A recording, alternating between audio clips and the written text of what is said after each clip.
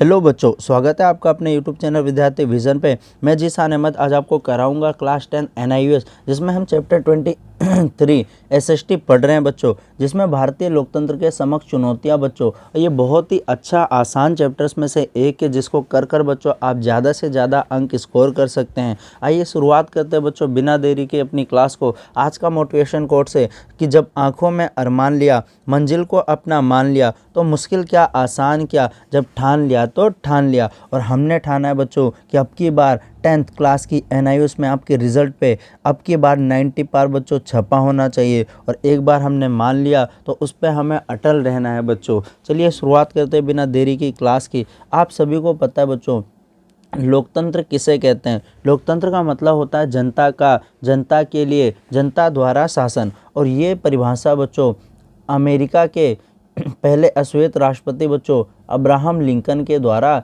दी गई थी। Abraham Lincoln ने कहा बच्चों, लोकतंत्र क्या है, जनता का, जनता के लिए, जनता द्वारा शासन को ही लोकतंत्र कहते हैं बच्चों। और विश्व में बच्चों सबसे बड़ा लोकतंत्र भारत है। भारत को बच्चों लोकतंत्र होने के लिए गर्व भी हमें बहुत होता है।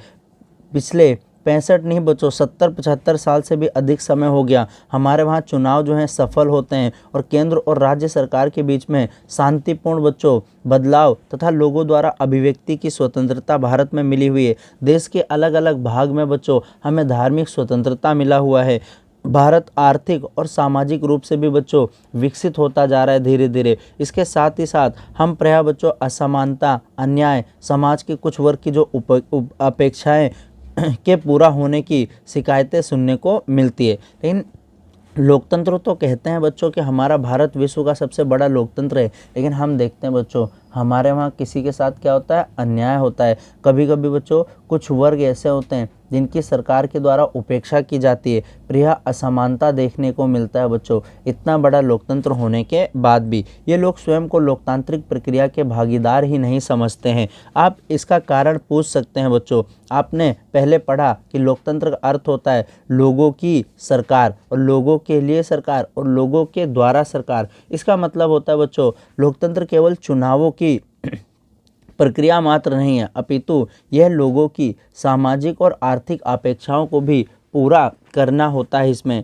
भारत में हम लोकतंत्र के अलग अलग पहलू और उपलब्धियों और चुनौतियों के बारे में बच्चों इसके अंदर पढ़ेंगे। और इसकी बेहतर समझ और जानकारी के लिए हम इस पाठ में बच्चों इन सभी विषय के आराम से चर्चा करेंगे। तो लोकतंत्र के ऊपर हमें गर्व होता है बच्चों कि भारत में दुनिया का सबसे बड़ा लोकतंत्र भारत है बच्चों। और लोकतंत्र को अंग्रेजी में कहते हैं बच्चों डेमोक्रेसी। क्या बोलते हैं?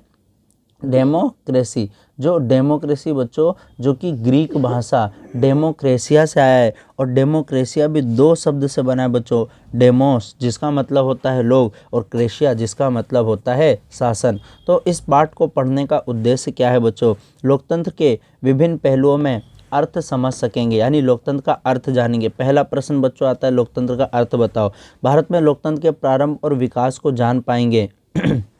यही उद्देश्य ही बच्चों आपके प्रश्न होते हैं जो आपके एग्जाम में पूछे जाते हैं। भारतीय लोकतंत्र के सामने प्रमुख समस्याएं और चुनौतियां क्या क्या चीज़ें, उनके बारे में बच्चों पढ़ेंगे कि लोकतंत्र के सामने बच्चों क्या क्या चुनौतियां हैं, क्या क्या समस्याएं हैं बच्चों। असमानता है, गरीबी है, निरक्षरता है, ये सब पढ़ेंगे। उसके बाद अगला प्रश्न आता है, भारतीय लोकतंत्र प्रणाली में सुधार के लिए क्या क्या उपाय किए जा सकते हैं। अगला आता है बच्चों कि प्रभावी और सफल लोकतंत्र के निर्माण में नागरिकों की क्या भूमिका होती है। आइए शुरुआत करते हैं अपने पहले प्रश्न से बच्चों, जिसमें हम लोकतंत्र के अर्थ को समझेंगे बच्चों। मैंने बताया था कि जो लोकतंत्र होता है बच्चों उसको हम अंग्रेजी में डेमोक्रेसी कहते हैं। अंग्रेजी में बोलते हैं बच्चों डेमोक्रेसी, और ये ग्रीक वर्ड डेमोक्रेशिया से आया है बच्चों, डेमोक्रेशिया। और डेमोक्रेसिया को भी दो भाग में डिवाइड करते हैं, एक होता है डेमोस बच्चों, और एक होता है क्रेसिया।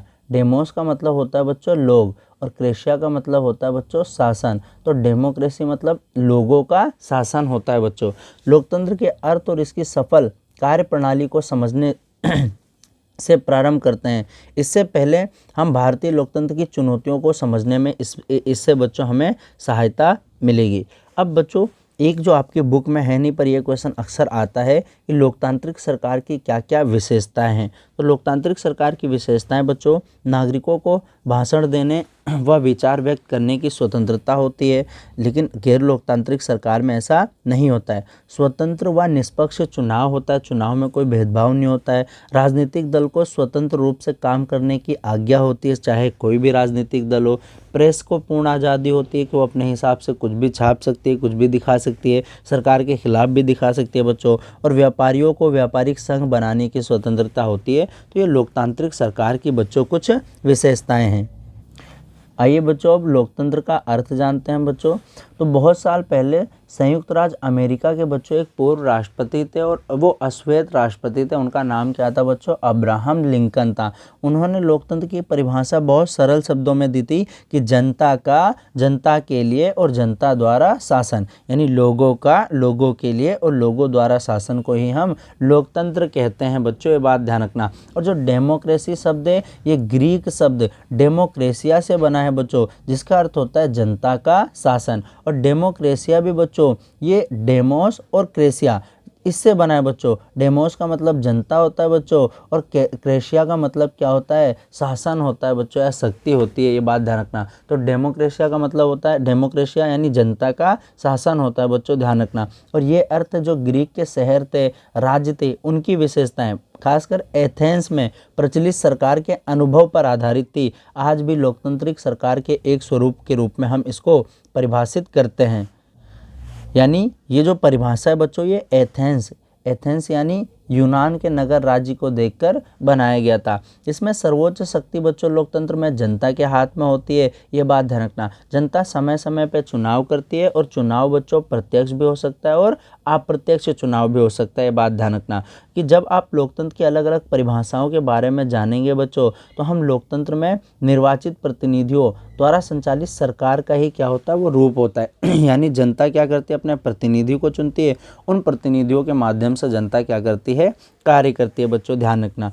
लेकिन ये कथन जो लोकतंत्र की परिभाषा है ये सिर्फ राजनीतिक संदर्भ को परिभाषित करता है कि लोकतंत्र का मतलब होता है सिर्फ राजनीतिक संदर्भ लेना। लेकिन बच्चों हमारे दिमाग में एक प्रश्न आता है, फिर क्या लोकतंत्र को केवल राजनीतिक संदर्भ में ही परिभाषित किया जाना चाहिए?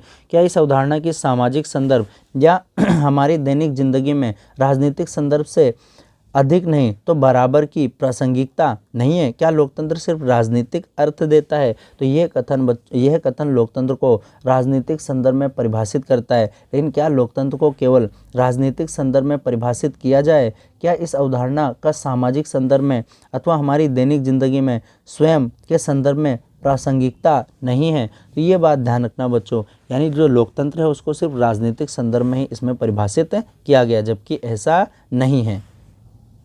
अब बच्चों यहाँ पे मैंने देखो शॉर्ट नोट्स बना रखे हैं आपको। ये लोकतंत्र को अंग्रेजी में डेमोक्रेसी कहते हैं। ये यूनानी नहीं बच्चों, ये ग्रीक भाषा डेमोक्रेसिया से आया है। डेमोस का मतलब होता है लोग और क्रेशिया मतलब होता है बच्चों शासन। तो इसका अर्थ होता है लोगों का शासन। और अब्राहम लिंकन ने क्या कहा था? जनता का, जनता के लिए, जनता द्वारा शासन को ही हम लोकतंत्र कहते हैं। और यह अर्थ यूनान के नगर राज्य के शासन के अनुभव पर आधारित था बच्चों, ध्यान रखना। और इसमें सर्वोच्च सत्ता किसके पास होती है? जनता के पास होती है, ये बात ध्यान रखना। अब उसके बाद में बच्चों एक प्रश्न और आता है कि लोकतंत्र के लिए के दो अनिवार्य शर्त क्या क्या होते हैं? लोकतंत्र होगा तो उसकी दो शर्तें होती है बच्चों। पहला शर्त होता है कि सार्वभौम और अनिवार्य शिक्षा के अवसर सभी लोगों को मिलने चाहिए, यानी शिक्षा का अधिकार हो, ये बात ध्यान रखना। दूसरा, सभी नागरिकों को सिर्फ चुनाव ही नहीं अन्य पहलुओं में भी राजनीतिक भागीदारी करने के अवसर उपलब्ध हों। यानी सिर्फ राजनीतिक मतलब ही नहीं देखना है, हमें अन्य अर्थ भी देखने हैं कि सिर्फ चुनाव में ही भागीदार होने का अवसर ना दो, हर जगह बच्चों भागीदार होने के अवसर उपलब्ध हों। लोकतंत्र की बच्चों इसकी चुनौतियाँ भी है, एक निरक्षरता है और एक क्या है? गरीबी है। निरक्षरता यानी जो कम पढ़े लिखे लोग हैं, और एक गरीबी बच्चों भारतीय लोकतंत्र की प्रमुख चुनौतियों में से एक है। अब बच्चों लोकतंत्र की एक परिभाषा मैकाइवर के द्वारा भी दिया गया था, तो ये भी आप ध्यान रखना, दोनों में से कोई सा भी एक याद कर सकते हैं। अब इन परिभाषाओं के बाद में बच्चों हम देखेंगे कि राजनीतिक, सामाजिक और व्यक्तिगत क्या क्या चीज़ प्रदर्शित होते हैं। तो हमने देखा बच्चों वर्तमान समय में लोकतंत्र केवल राजनीतिक संदर्भ तक सीमित नहीं है। हालांकि कहा गया था कि जो परिभाषा है वो केवल राजनीतिक संदर्भ में है, लेकिन लोकतंत्र बच्चों राजनीतिक संदर्भ तक ही सीमित नहीं है, यानी सिर्फ राजनीति से ही जुड़ा नहीं है, बल्कि इसका व्यापक अर्थ होता है बच्चों। इससे ज़्यादा अर्थ सरकार के स्वरूप से कहीं अधिक होता है बच्चों।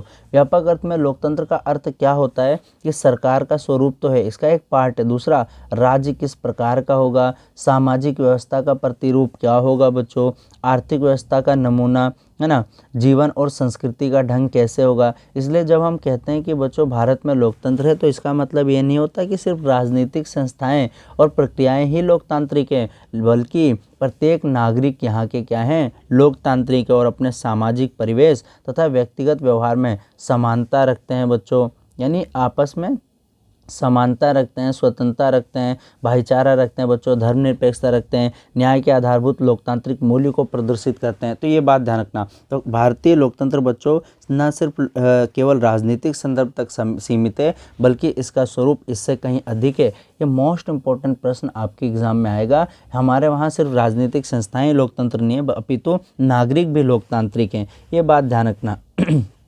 अब बच्चों इसमें एक कहानी दी गई है कि एक विद्यार्थी होता है जो कॉलेज की पढ़ाई पढ़ता है, संयुक्त परिवार में रहता है। उसके दादा ने उसकी 13 वर्षीय बहन का विवाह तय कर दिया है और उसका दूल्हा कितना 18 वर्ष का है और वो 12वीं कक्षा में पढ़ रहा है अभी। ना तो अनिल और ना ही उसके माता पिता जो कि राज्य सरकार में अधिकारी हैं दादा के इस निर्णय से सहमत है, यानी कोई भी सहमत नहीं है, लेकिन इस बारे में कोई अपनी राय नहीं बता रहा है और ना ही उसके दादा किसी से कोई राय ले रहे हैं। क्या आप मानते हैं बच्चों कि अनिल के घर में लोकतंत्र है? तो लोकतंत्र नहीं है, क्योंकि सभी के विचारों को इसमें शामिल नहीं किया गया है बच्चों, ध्यान रखना। और ना ही उसकी बहन से उसके विचार जाने गए हैं। परिवार के मुखिया ने क्या किया है, बालिका से परामर्श किए बिना ही ऐसा निर्णय ले लिया जो कि लोकतांत्रिक बच्चों नहीं है। तो लोकतंत्र में क्या होता है, लोकतंत्र की आवश्यक शर्तों में क्या है, सबको भागीदार बनाना चाहिए, ये बात ध्यान रखना। अब हम बात करते हैं बच्चों लोकतंत्र की आवश्यक शर्तों के बारे में, या इस पे एक प्रश्न आता है आपके एग्जाम में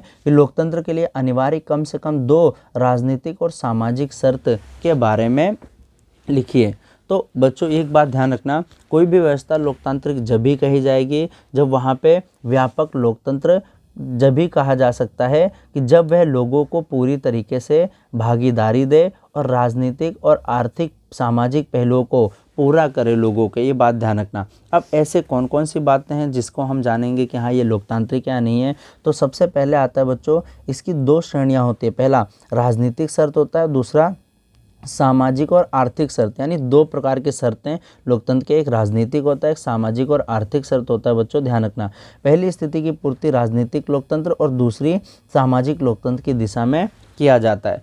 तो स्पष्टतया बच्चों लोकतंत्र की राजनीतिक शर्त सबसे अधिक महत्वपूर्ण है। किसी व्यवस्था को लोकतांत्रिक बनाने के लिए हमें संविधान और कानून को अपनाना चाहिए। राजनीतिक शर्त है कि एक संविधान होना चाहिए, कानून होना चाहिए बच्चों जो सर्वोच्च शक्ति निर्धारित करते हैं, मानव अधिकार होने चाहिए, मौलिक अधिकार होने चाहिए, समानता, विचार, अभिव्यक्ति, विश्वास, भाषण, स्वतंत्रता, इन सभी की संविधान के द्वारा रक्षा की जानी चाहिए। तो ये तो बच्चों कुछ हमारे क्या हो गए, राजनीतिक शर्तें हो गई। लोकतांत्रिक व्यवस्था में सरकार के सभी स्तरों के प्रतिनिधियों को चुनने का अधिकार होना चाहिए, यानी सबका चुनाव होना चाहिए। और चुनाव बच्चों सार्वभौमिक वयस्क मताधिकार के आधार पर होना चाहिए। सार्वभौमिक वयस्क मताधिकार किसे कहते हैं बच्चों, 18 वर्ष या उससे अधिक आयु के लोग वोट दे सकते हैं, इसी को हम क्या कहते हैं, सार्वभौमिक वयस्क मताधिकार कहते हैं।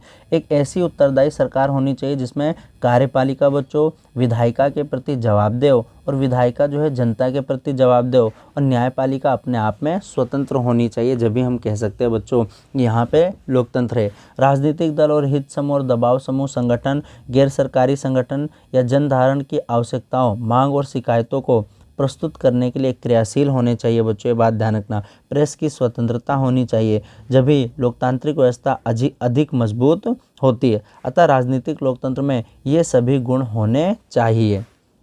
तो ये तो बच्चों था राजनीतिक गुण किसी लोकतंत्र में। अब हम बात करते हैं बच्चों कि सामाजिक और आर्थिक शर्तें क्या चीज़ होते हैं। तो किसी भी लोकतांत्रिक व्यवस्था में बच्चों सामाजिक हैसियत और विकास में अवसर की समानता होनी चाहिए, सामाजिक सुरक्षा होनी चाहिए, है ना। लोकतांत्रिक मूल्य और नियम के अनुसार नागरिकों को सार्वभौमिक और अनिवार्य शिक्षा के अवसर मिलने चाहिए। तो ये सामाजिक और आर्थिक शर्तें हैं बच्चों।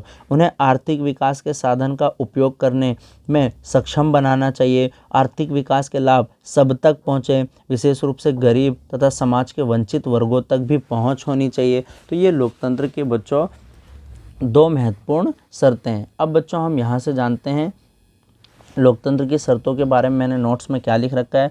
तो सच्चा लोकतंत्र वही है जो कुछ ना कुछ शर्तें, जो वही देश है जो कुछ शर्तें पूरा करता है। सबसे पहले राजनीतिक शर्तें में कि एक संविधान हो, समानता, अभिव्यक्ति की स्वतंत्रता और आस्था होनी चाहिए। तो पहला पॉइंट लिखना है आपको।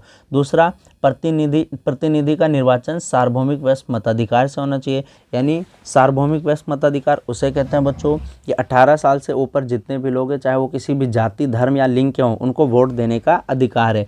तीसरा आता है बच्चों, एक उत्तरदायी सरकार हो और सामाजिक आर्थिक शर्त पूरी करता हो।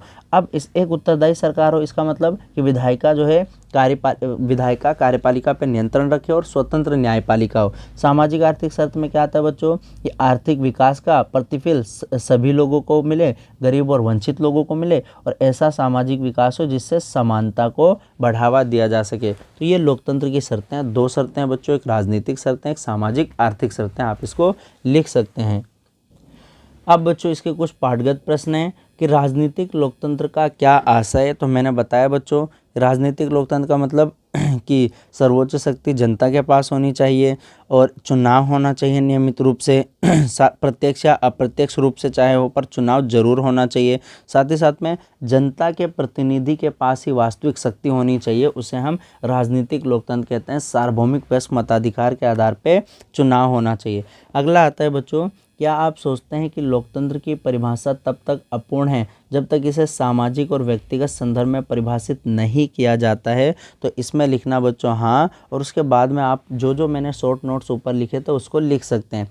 उसके बाद आता है राजनीतिक और सामाजिक लोकतंत्र की कम से कम दो अनिवार्य स्थितियों का वर्णन कीजिए। तो ये मैंने आपको ऊपर करा दिया है। तो उम्मीद करता हूँ ये तीनों प्रश्न बच्चों आपके एग्ज़ाम में आ सकते हैं। या आप बेस बना लो कि लोकतंत्र क्या है, विशेषताएं, इसके बारे में जब भी आप इसको लिख सकते हैं। तो ये था बच्चों आपका पार्ट 1। मिलेंगे नेक्स्ट पार्ट में जिसमें हम लोकतंत्र की चुनौतियाँ पढ़ेंगे। तब तक के लिए जय हिंद बच्चों।